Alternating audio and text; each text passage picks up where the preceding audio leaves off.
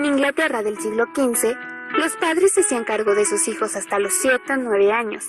Hacían contratos para ello, ya que eran llevados con otras personas para el servicio ordinario, hasta los 14 o 18 años, siendo el inicio de su integración en el mundo de los adultos. En ocasiones, en dichos contratos se estipulaba que la persona a su cargo debía servir a los niños a la escuela, enseñarles y mostrarles lo relativo a sus mercaderías. Pero la única obligación era servir bien y en forma.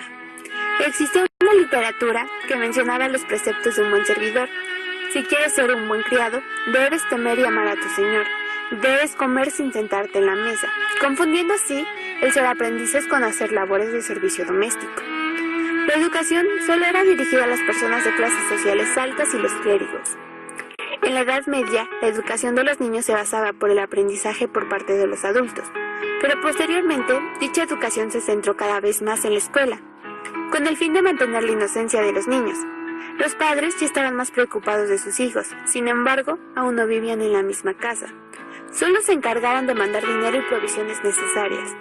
Finalmente, surgió la necesidad de crear escuelas cercanas a sus hogares, ya que aumentaba la relación afectiva padres e hijos.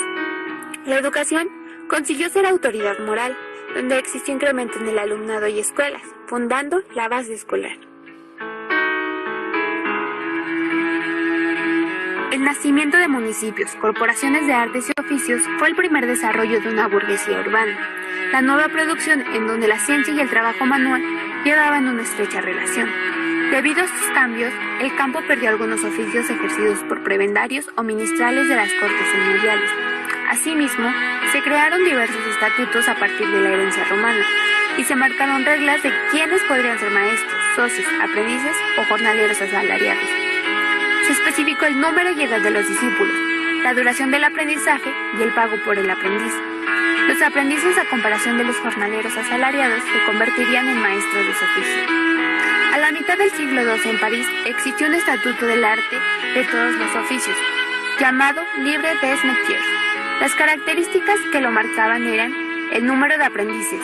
Podía tener cada maestro para algunos 1 o 2 y para otros no había límite. Por otro lado, se exigía que no tuvieran antecedentes penales, que fueran nacidos de un matrimonio legítimo y su contrato tenía una duración de 4 a 10 años. El aprendiz debía pagar por el aprendizaje y era propiedad temporal del maestro. En Francia, entre fines del siglo XIX y la Segunda Guerra Mundial, las corporaciones de oficio fueron un eje esencial de los estudios históricos. Según la doctrina jurídica, el acto que creaba una corporación de oficio era la ratificación de sus estatutos. Por orden del rey XXVIII, se convertiría en un oficio jurado, denominado así porque a sus miembros se les exigía un juramento. En 1585, los vinateros y taberneros parisienses se vieron envueltos en una disputa con los vinicultores. Durante esto le ofrecieron al rey Enrique III una finance moderne, pidiéndole que les estableciera como cuerpo y comunidad. Los vinateros y taberneros fortalecieron su posición jurídica cuando se convirtieron en oficio jurado, ya que el rey les otorgaba poderes legales como súbditos reales reconocidos, y de esta forma un estatuto legal igual a los vinicultores. Cada arte tenía sus propias cualidades y sus propias reglas. Entre ellas eran que la obligación de los jures era garantizar la calidad y la honestidad del trabajo del oficio. Cada maestro de la comunidad quedaba limitado a un solo aprendiz con un plazo de 3 a 6 años. El aprendiz era un joven entre 13 y 20 años, vivía en la casa del maestro y había de obedecerle. Para convertirse en maestro debía haber terminado satisfactoriamente su aprendizaje. Habitualmente se les exigía también superar un examen de su arte, fabricando una obra maestra que era evaluada por los jures. Las mujeres solían ser excluidas de la participación activa en las corporaciones. Una viuda podía heredar los privilegios de maestría de su marido, pero no ejercía esos privilegios durante un largo tiempo.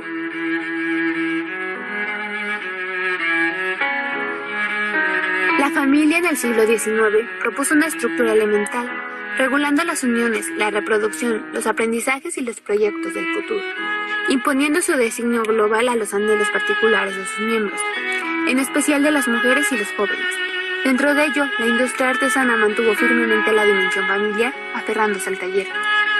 La herencia de las familias obreras era el oficio o el empleo, ya que era la única cosa que podían transmitir. Dentro de las fábricas, los obreros trataron de hacerse por lo menos con la regulación del aprendizaje en número y en calidad, reclutando de preferencia a sus hijos, a los que enseñaban los secretos o mañas del oficio. Algunas características principales de esta época era que se introdujeron nuevas máquinas y una nueva organización de trabajo. A falta de un oficio, las familias se esforzaban por darles a sus hijos un empleo. A los jóvenes no les gustaba ir a la escuela, por lo que se iban a trabajar a las fábricas donde eran mal pagados. Las madres se veían como transmisoras del aprendizaje.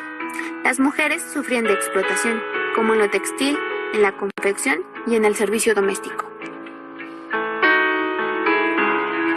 La colocación como aprendiz se establecía con la firma de un famoso contrato, que estipulaba los deberes de cada una de las partes. El maestro debía de enseñar su arte sin ocultar nada, proporcionándole alimento, cobijo, luz, calefacción y lavado de ropa.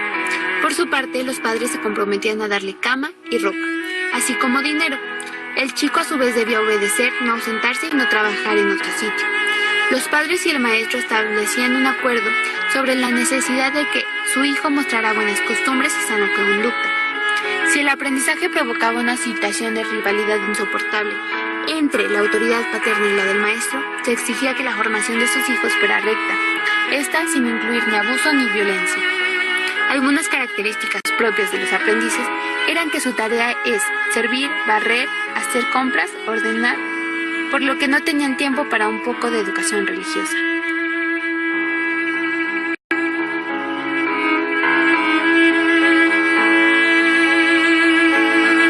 A partir de 1550, la producción de plata fue el principal factor que determinó el desarrollo económico y social de Zacatecas. En este contexto se desarrollaba una vida social común a las ciudades mineras, donde la violencia y la corrupción eran fenómenos inherentes a la vida cotidiana, por lo que consideraban como un refugio en donde la ley difícilmente se aplicaba. A finales del siglo XVIII, los gremios existentes eran zapateros, barberos, aguadores, cargadores, carpinteros, puesteros, obrajeros, sombrereros, sastres y herreros. Era frecuente que los padres de familia dejaran a sus hijos bajo la custodia de maestros artesanos, para que, en su papel de aprendices, adquirieran conocimientos y destrezas sobre un oficio. Lo anterior generalmente se formalizaba con un contrato de aprendiz. La estructura de este instrumento jurídico contenía el nombre, el estado civil del padre, madre o tutor, el nombre y edad del aprendiz, el tiempo de aprendizaje, el nombre y oficio del maestro, así como las obligaciones de las partes en caso de enfermedad y no aprendizaje del oficio por parte del alumno. Dentro de esto se requería que el aprendiz alcanzara los conocimientos y destrezas, y a partir de 1708, las mujeres pedían que además de la enseñanza del oficio, el maestro inculcara al niño los preceptos cristianos y las buenas costumbres. El Estatuto de los Aprendices, emitido en el 5º año del reinado de Isabel, determinaba que nadie podría ejercer un oficio, profesión o arte practicado en Inglaterra sin haber realizado un aprendizaje de 7 años, fijando también el número de aprendices con que cada maestro podía contar. El artesano trataba al aprendiz como a un hijo, con él compartía su comida y ambos dormían bajo el mismo techo.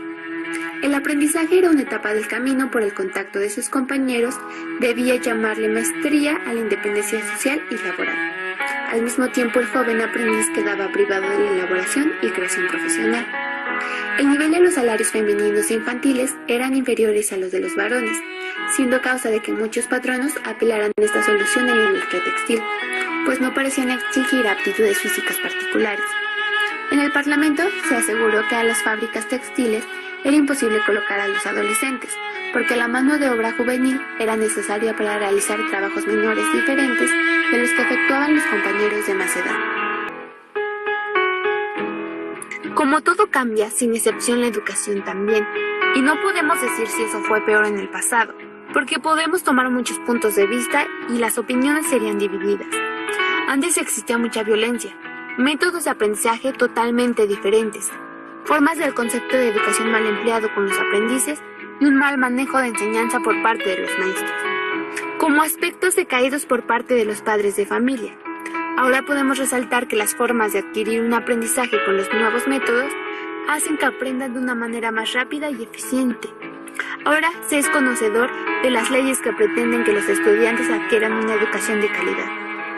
Podemos mencionar la siguiente frase de Jean Piaget para concluir. El objetivo principal de la educación es crear personas capaces de hacer cosas nuevas y no simplemente repetir lo que otras generaciones hicieron.